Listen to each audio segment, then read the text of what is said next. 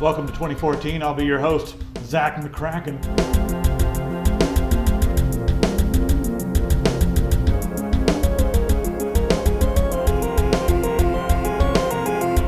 This week I've been swimming in a pool of hatred. I cried my eyes out last night when I was trying to sleep.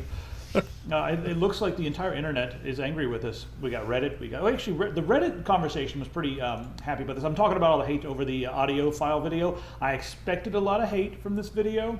I ran this video by a few people and we decided to put it live. I stand by most of the stuff in there, aside from the occasional misspeaking and that sort of thing.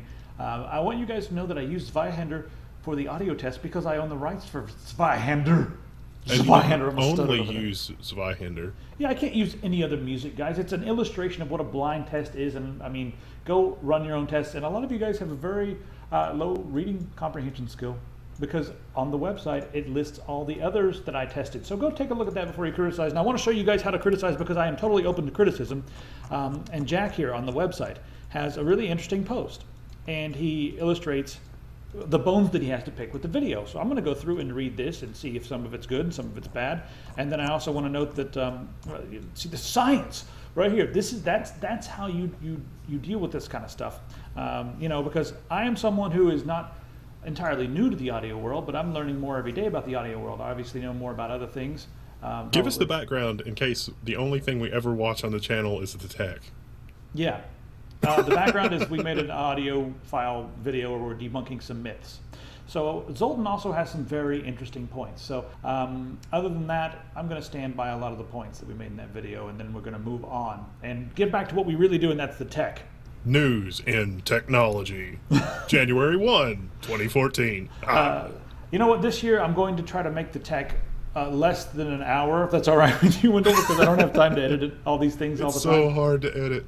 Yeah, it's a long time to edit, but you know what? If we make these shorter, we may be able to do a few new things, and also in the coming year, I wrote a little credo. You guys can read that on the website of what I'm planning to do personally and with the website. But we may be able to expand into some different things, this year. But having to edit the tech for a zillion hours is not helping me create other videos. So we're also working on a software system to make it easier on ourselves, so that we can do less work to share more of ourselves with you. So like maybe an unplugged kind of show, or so we can do a little 20-minute specials on tell me about solar energy from our perspective, or tell me what crazy things are going on with Bitcoin or mortgage-backed securities or whatever. You know what? Let's just forget the tech, and from now on we're going to do the tan show, and it's just going to be us hanging out on the beach, getting a tan, and it'll be the technology and nonsense. The tan show. Fixing the Kardashians' iPhones. I don't want to ever talk about this again. In California, for the last 30 years, it has taken them this long to get to where they are right now with solar power. And in the last year, they doubled what they did in the last 30 years. That's huge. So solar power is really coming along. It's getting less expensive, and soon it will be just as expensive to heat your house or to power your house, power your house with coal and standard.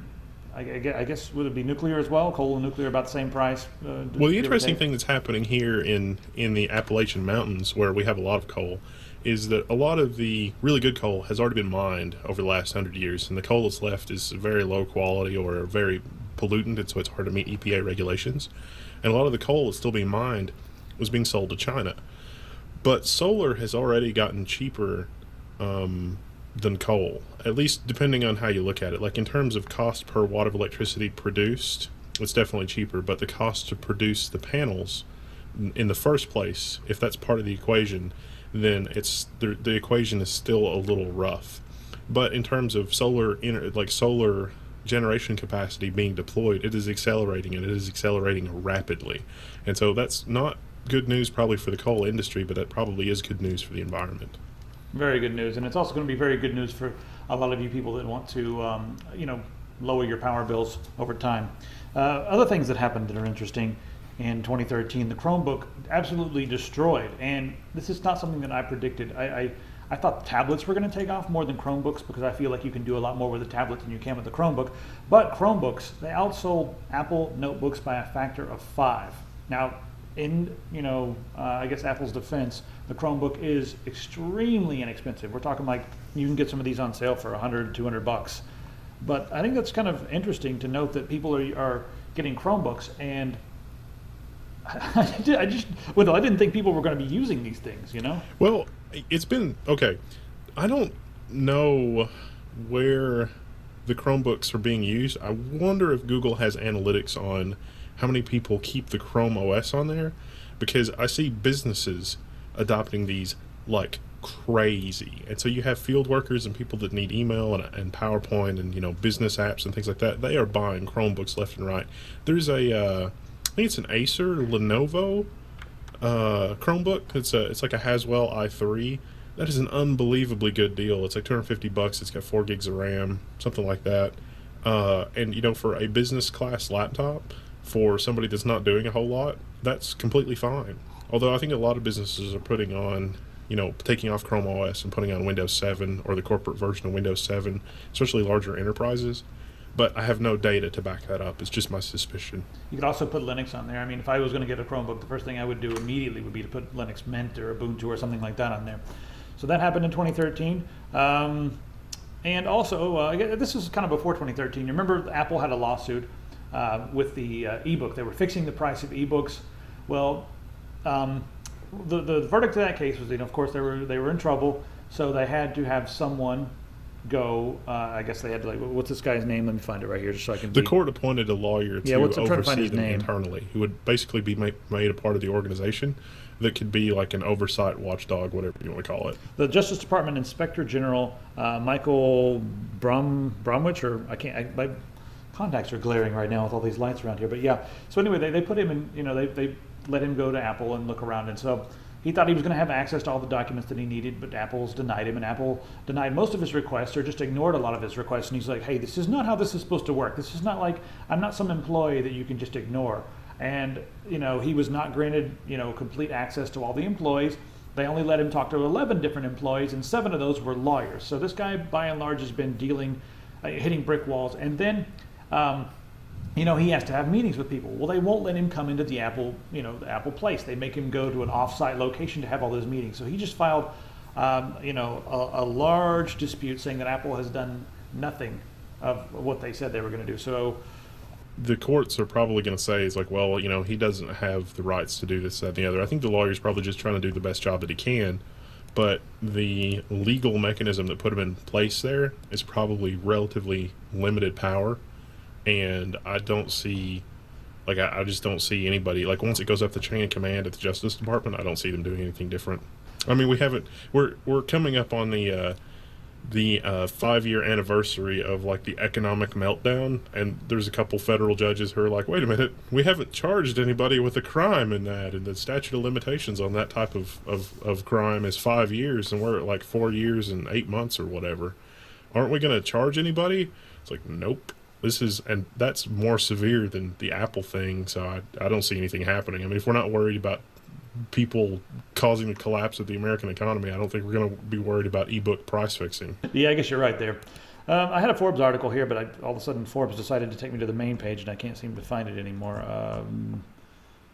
Basically, Google and Apple are patenting things cars, around right? Automotive technology. Lots of things. Google with the self-driving car and more, and Apple with your experience inside the car. Yeah, one of the interesting things about some of the patents that Google has filed, Google really has almost all of them. I think they have 300, and Apple has 35. But Google has been patenting gesture controls while you're inside your car. For instance, you're driving on the road and you want to adjust your seat or something. So you do a gesture and your seat will move and adjust.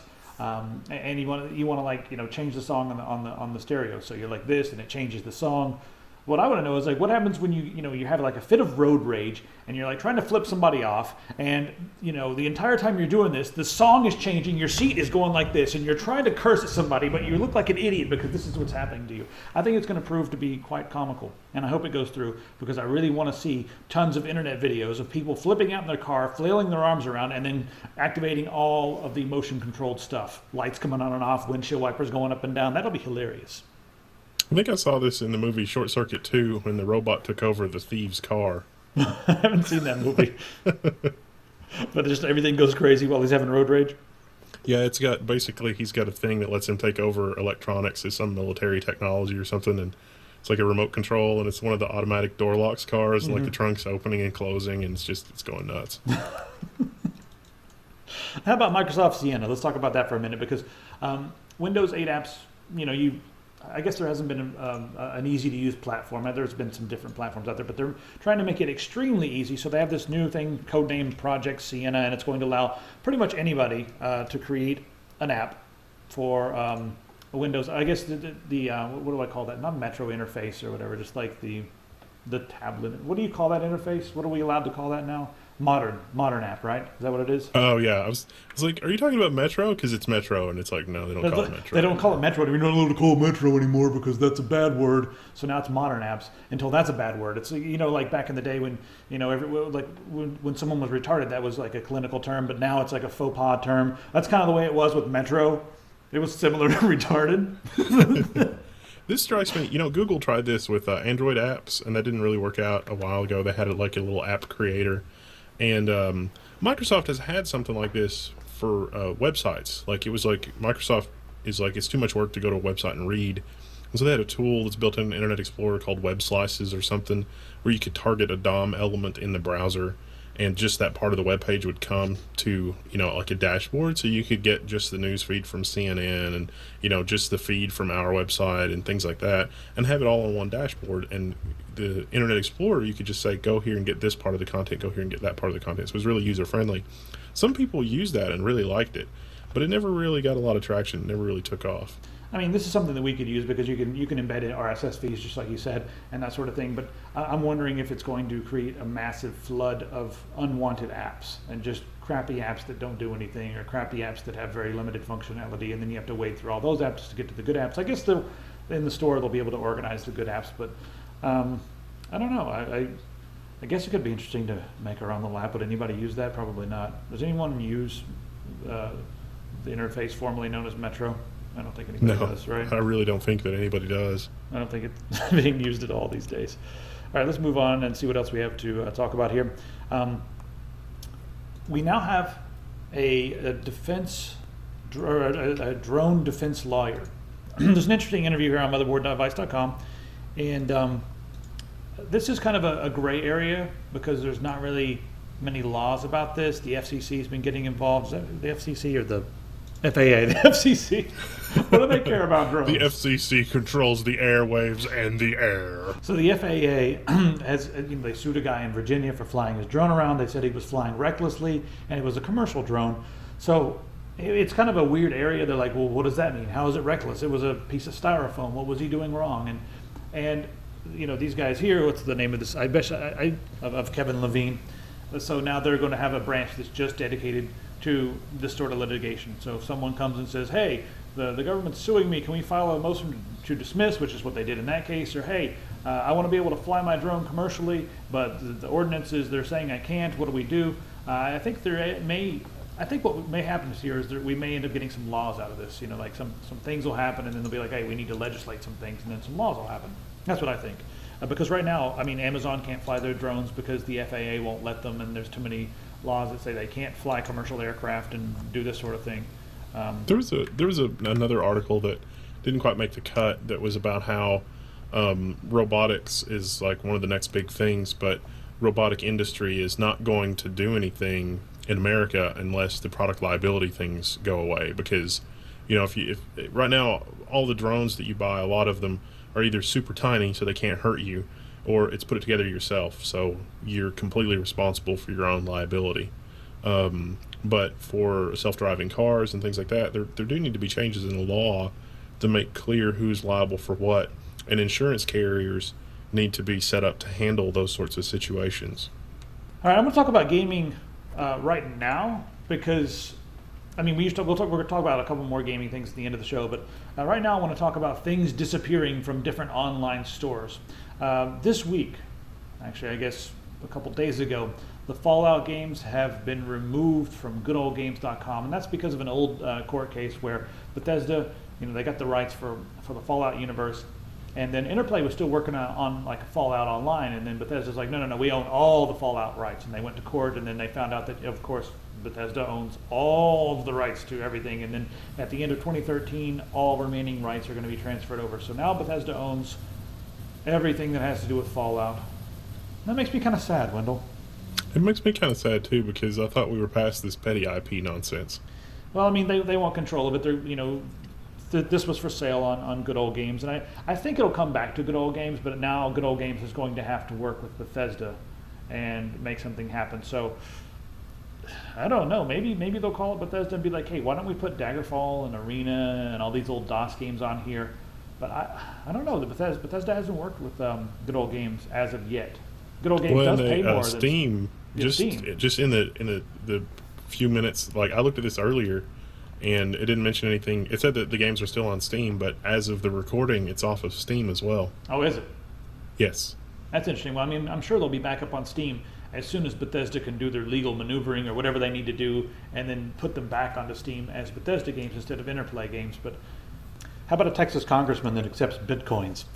Texas Republican Steven Stockman is accepting bitcoins for his. He's the underdog here in Texas in his district, and running for Senate, and he's going to be accepting bitcoins. And one thing he's done to really show that he is really on board with the Bitcoin thing is he went to the launch event at the NYC Bitcoin Center, and that's not far away from the stock exchange, right there in New York. So what the hell's going on with that? I haven't even been reading up on what's going on with the Bitcoin Center, but now there's apparently a Bitcoin Center. Bitcoins are going to be traded. I think they're going to be traded more than mined soon. That's what I think. I mean, because the market goes up and down all the time. But more importantly, is we have a politician who's taking Bitcoin, so it's going to catch on. I'm sure there's some others that take Bitcoin, but this one is. There's got to be another one. Let us know in the comments if your Congress critter or senator takes Bitcoins. Let's talk about the NSA. It's our favorite thing to talk about. It's pretty much all we talk about. We don't talk about anything other than the NSA, and that's what we're going to talk about for the next 2 hours. So get ready. The New York Times has done a piece on Edward Snowden, and they have called him a whistleblower.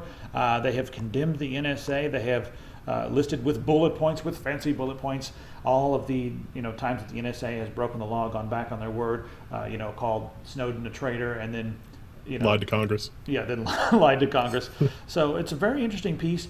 And I think it's kind of an important piece to see that the New York Times is doing something like this. I would typically expect mainstream media like this to be a little more hesitant about labeling Snowden as one thing or another, but it's cool to see them actually coming out, and the title of the piece calls him a whistleblower and condemns the NSA. They reference the fact that the two federal judges now have come out and said, hey, this is unconstitutional, even though we just had a federal court judge in New York City say, oh no, it's cool. Everything's cool. They're not breaking the law at all. Obama had, the committee was appointed from Obama, and they looked at everything and they're like, what the? Their response was kind of like, what is this? What are you guys doing? What the hell? I think the lawsuit you're talking about was really hilarious. I think it's the one you're talking about. The federal judge said that they didn't really have standing to sue the NSA because they shouldn't have known about it. And it's like, well, this guy murdered this other guy and no one should have known about it. Does that make it any less illegal? Yeah. He didn't intend that anyone would catch him. I mean, he didn't expect you to go and run his DNA, so I mean that's what it was, right? It's like, hey, we found the footprints right here. Well, nobody expected that, so throw the case out. Yeah, this is totally cool. That's what happened, right? I think the article from the New York Times is really worth a read, because you read it and the whole time after you get about 3 paragraphs in, it's like, well, are they going to stop short of asking the Obama administration to pardon him? And they didn't. They actually said, look, this meets all the definitions. The campaign platform from Obama was, whistleblowers, and if you see something, say something, and you should be protected against this kind of thing. And they actually call on the Obama administration to give the guy a pardon, which if this goes to court, they're just going to plead, well, sure, if you say something, if you see something, say something, but we didn't mean it. And the judge is going to be like, oh, yeah, they didn't mean it. I guess clemency is the best thing there, but I really like this piece because it also goes into why going up the chain of command wasn't really an option, because the whole chain of command was basically corrupt in this case. And the other people, it doesn't mention it much, but it does mention a little bit about the other people that did go up the chain of command and were, jailed and or harassed and or forced into retirement. Hey, we met some of those people. All right, so this last week there's been a gazillion reports of all the different ways that the NSA has infiltrated everything in the world. And the interesting thing here is that there's a lot of reports of them infiltrating pieces of hardware where they actually had to physically manipulate or physically, they had to go somewhere and put their hands on something to infiltrate it. The first thing they're doing to get their hands dirty is a bit hands off. They apparently have a group of hackers, and what's the name of the group? The Tailored Access Operations. That's what they call them. So Tailored Access Operations essentially just is that. It's a group of hackers. They hack into things. They install backdoors. They install keyloggers. They do what hackers do. So that exists according to some leaked documents, and that was posted in Der Spiegel. Posted some of these leaked documents. That exists. And then Ars Technica has done a large write-up on several of these different things that have come out. All these special delivery methods. One of them being the fact that they have installed things, I guess, in the BIOS of different motherboards. So what that means is that their backdoor into your system is going to stay there even if you completely wipe everything and reinstall it, change hard drives, whatever. It's going to be there. So there's that, and that's called Iron Chef. Isn't that pretty, that little chart they have there? They actually, they mentioned vendors by name, including Dell and Linksys, and we'll talk more about the Linksys thing in a minute. But there's also a super awesome proof of concept, not from the NSA, but there's a guy who figured out how to hack the ARM microprocessor in his hard drive, and he made an advanced persistent threat that will live and survive on the hard drive through formats. Is this the GitHub article, or is this you're talking about it's Ars blog? No, well, it's like the Ars blog. It's mentioned in the Ars blog, but if you Google hard drive rootkit or something like that, you'll find a video of a guy who literally modified his hard drive to detect when Etsy password or Etsy shadow was being written, and gave himself a backdoor account that was completely transparent to the operating system and the BIOS and everything. It was literally just when a certain type of access was happening on the password file and the shadow file for logins. And so the Trojan was not part of the OS. It was actually on the hard drive, like inside the microcontroller firmware on the hard drive. That is exactly the kind of thing that this article is talking about. And there's Cottonmouth, which is a piece of hardware that's installed in a USB cable. And these USB cables have to be specifically planted. And I want to mention that the companies that are distributing these USB cables may not actually know that their USB cables have this Cottonmouth business going on. They may not actually know that, but these are, these probably do exist in the world. And I'm not going to say that every USB cable has one of these in it. That's ludicrous. But, certain USB cables may, depending on... I'm not sure how do you think the NSA would do that? I think they would determine what devices that, they want to target, or do you think they would target specific individuals and try to swap their USB cables, or how I think that work? all of those things could happen. I think that it's really interesting reading this papers and looking at some of the other stuff in retrospect with Snowden. I think it's interesting that all of the stuff that Snowden leaked right now so far has not been about specific things these tools have been used for and specific individuals. It's more like metadata about the kinds of tools that are available to the NSA for these kind of things. And so it's not without a certain sense of irony that it's like, well, he's not really giving you any specifics or specific targets or anything. He's just giving you metadata on the type of tools that are at their disposal and the type of things they've been doing, which is a kind of metadata, which the NSA argues is fine for their collection. How do you argue with what would the argument be for the position that for a democracy that is executing actions abroad on foreign soil, what types of actions are available to that vehicle of democracy that is executing on foreign soil? What is in the arsenal of possible actions they can take? I don't feel like we have an answer to that question, but as citizens of a well-running democracy, I feel like that we ought to know. Let's see. There's all kinds of backdoors here. Someone even, like you just said, there's the Linksys Backdoor, but all that's going to be in the links in the description. You can just click the top link on underneath the YouTube video, it'll take you over so you guys can see all the different links here. Yeah, if you have a Linksys router, guess what? There's a backdoor. Here's the proof. Ta-da! Yeah, someone was digging around and they're like, "What is this?" It's actually a nice short post here on GitHub. It's just like, "I think this is a backdoor." It's not The other really an thing we'll just article. mention is the elliptic curve cryptography that the NSA was working on. There's an article about how that may be compromised. Now, this article is not a proof of actual compromise in the elliptic curve as it's implemented, but it demonstrates one way that it may be compromised depending on the random number seeds that are used that are actually part of the standard. And this is also the default encryption standard on a huge number of hardware devices, SSL and things like that. And so, in earlier articles, you may recall, it's like, well, even it's a lot of work to gather up the private SSL keys for all these websites and things. But this proof of concept may mean that the SSL standard itself with the elliptic curve may be compromised in such a way that gathering these keys is not necessary in a lot of cases.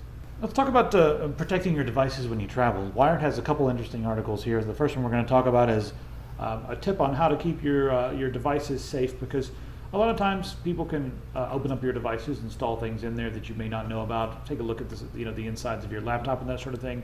Well, say you're traveling and you leave Yeah. your laptop in the hotel to go get dinner with friends, and you come back. That's a scenario that happens a lot. You come back and somebody's messed with your laptop. Yeah, and maybe you don't even know about it. So what you do before you travel or whatever, use nail polish, because nail polish creates a very interesting pattern that's almost impossible to duplicate. It's almost like a little fingerprint. Take the nail polish and then just paint over each of the screws on the bottom of your device, or paint over some of the seams, and then take a photograph. If you have a high-res camera or a macro lens, even better, but you can usually determine just from a regular photograph. A lot of cell phones will do a good job with taking a close-up photograph. Take some photographs of those joints that you've painted, and then when you get back, just take a look at the photograph and just see if it matches. If you want to maybe have a better method than just looking at the device and then looking at your phone, take a second picture and then swap back and forth between the two pictures before and after. Just make sure it's the same. But that it'll also be a really good way to deter people, because they're going to see that and they're going to know, this is going to be almost impossible to fix. So it may, and they're also going to know that, hey, this guy knows what he's doing, so they may leave you alone. There's that. So I want to move on. You ready to talk about hardware? Let's talk about hardware. AMD Opteron, the roadmap has been revealed, and the Toronto APU. It's a server grade APU. I want to take a look at this, because whenever I see something that's server grade, I almost always feel like, server grade. They could come out with an enthusiast grade part based upon that architecture. So we were mentioning in the last couple episodes that I think that AMD is going to start creating some high-end APUs to replace the current line of FX processors, and they did come out and say that the FX processors are not dead. We're going to see them again sometime in the future. The one thing that's kind of sad about this is it's not coming out. It doesn't look like it's going to be out until close to 2015, and it's going to be a quad core. So that's kind of a bummer. I was hoping it would be like an 8-core or more APU. I want to see some 8-core APUs. I think that's the next 16 cores, all the things.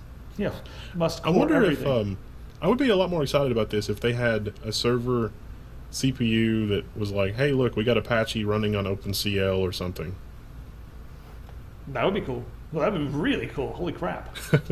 Yeah, your Apache clients are serviced by OpenCL cores. Man, that would make the website fly. So a review has come out on the Mac Pro, thanks to a Uh-oh, non-tech. the trash can is out. It's tiny. It's looking at this thing in their photograph there beside the old ginormous Mac. It's tiny, but it's a lot more powerful. Well, it's an Ivy Bridge E Xeon, but you can only get one socket, but they've got the GPU thing going. But our the video review, the Kill Your Mac Pro video, we did that like a month or two ago, and that was pretty spot on. Well, we did not think. know exactly what the Fire Pro was going to be. Their Fire Pro that they're actually using is about the equivalent of like a $2,500 AMD Fire Pro. So it is a really beefy, graphics card that they've got in there. The interesting thing here is that one of the things that's keeping the price down on this is that AMD is not charging the full price to Apple. They're only charging like $700 or $800 for that same part. And I think a lot of this may be because they want to get their cards into the market ahead of NVIDIA's cards. That's my opinion. I think so. That the other thing is that the parts, the chips, you got to keep in mind they're underclocked, and so they're underclocked to deal with temperature. And that was one of the really interesting things from the Anantech review. So if you go, the Anantech did a pretty good write-up. It's pretty fair. So the short version is, Final Cut Pro is optimized for the dual GPU configuration, so Final Cut Pro is insanely fast. If you have an old Mac and you want the new version of Final Cut Pro, it's going to be a really terrible idea for you to do that. The Mac Pro is 450 watts, and Anand managed to get it to draw slightly more than 450 watts at the wall for a little while before it sort of backed off. When you're running the CPU and both GPUs full throttle, it gets up to 95 degrees C plus, and the fan's going at 100%. So when that happens, the CPU is not going to turbo, and I can't imagine the thermal cycling. If you've got a video compositor who's doing a lot of video renders, and they're working, getting their stuff together, that's not super hard on the system, and then when they hit render, that's going to be a pretty heavy load in the system. I can imagine it heating up. And so with a lot of that, with a lot of thermal cycles between 95 degrees C and 29 degrees C, ambient temperature, I think that that's going to prove problematic for this platform in the long run. I mean, I imagine they must have done some testing with this, especially the type that you're just talking about right now. They must have done a lot of testing where they let this thing render for a week at a time just to make sure that it doesn't overheat. But I do agree. I think that as we see more and more people using this thing and really abusing it, because these are not made like to just goof off. They're made to be workstations, and people that know OS 10 and really need OS 10 for a lot of the things that they're doing. You guys don't really need OS 10, do you?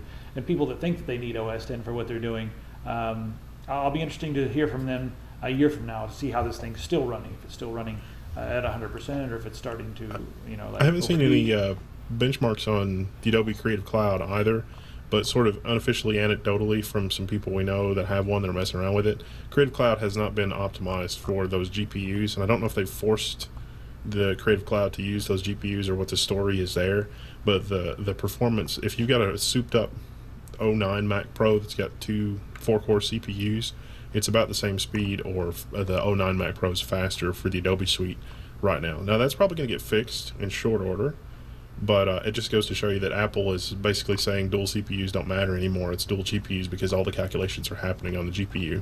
However, I will say that another video that we did, like, this has been like 4 months ago now, the dual socket workstation, we use slower CPUs in that could turbo to a really high speed, relatively high speed, and those CPUs can turbo all day long, and it's not a problem because the machine can dissipate the heat.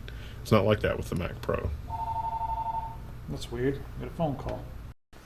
So Wendell, how about this phone? There's a phone in Finland, and everybody was all excited about all the different Android, or not Android, but open source phones that were coming out and blah blah blah. And here we have one, and it's actually the best selling phone in Finland. It's outselling the Apple? No way. How could it be outselling the Apple? Like, it's an interesting. Wow, the marketing on this is really nice. They're really marketing the lifestyle, like, over anything else. It's like, I've noticed that with a lot of devices lately, is they're marketing the lifestyle. They're like, hey, this device goes great with a pair of gloves and a drill. When you put them all on the table together, I think it's interesting. But I'm kind of curious about this OS. It's based on Linux. It's called Sailfish, and I don't know much about it other than the fact that I don't have it, and I kind of want it because it's really pretty. And see, it works great if you have an old motherboard, a banana. What's this thing here? It's a broken tube or something. What is that thing? Giant pile of potato chips. Yeah, you got to have all these things. You have to have all this some stuff. Old RAM. Oh, I see some Legos. That orange thing is a Lego. Oh, you got a different page than I did. I got like bananas and. If you play the video, you'll get all kinds of. Oh, this is loud. Make it not be loud. Do I have no volume control? Well, that's one way you make people leave your website. There's no volume.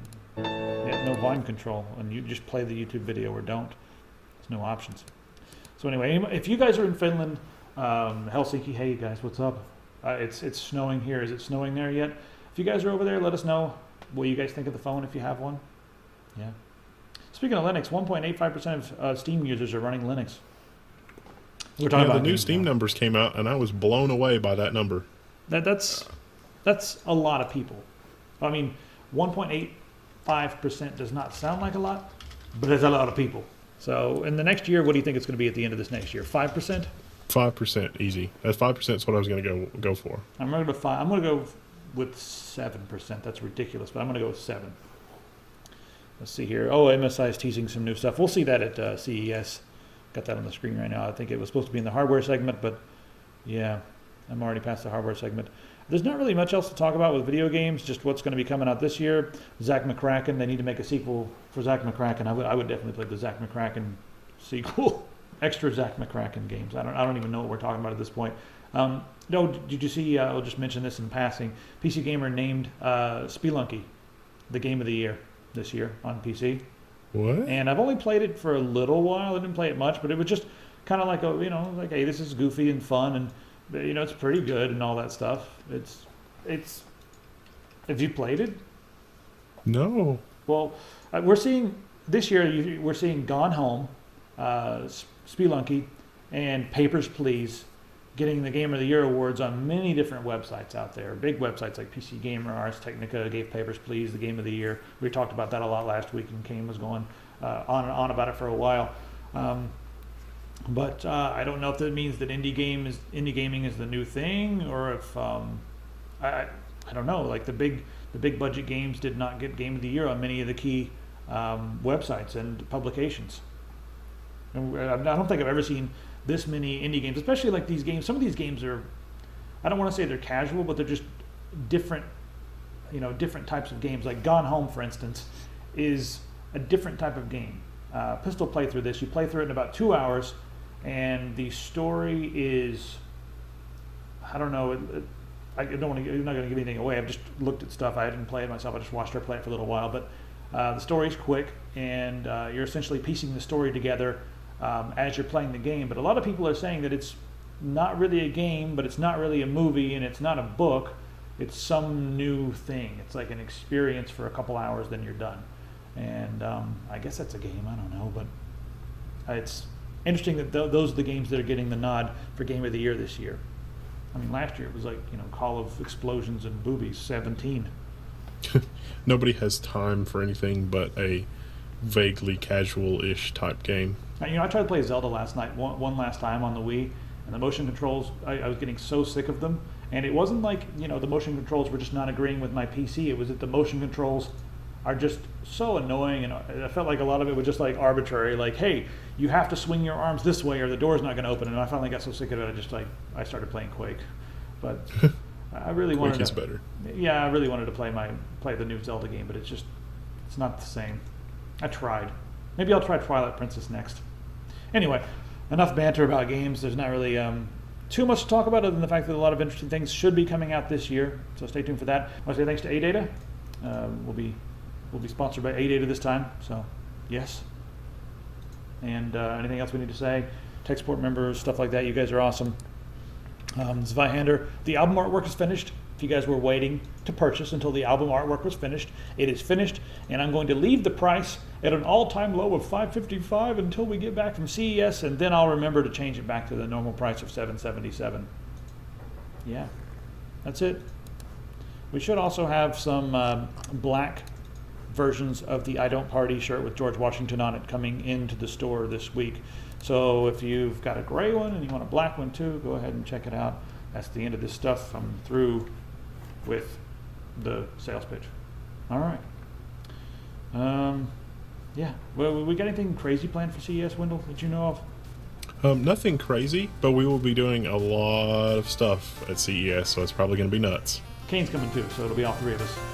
And, all right, we'll see you guys next week.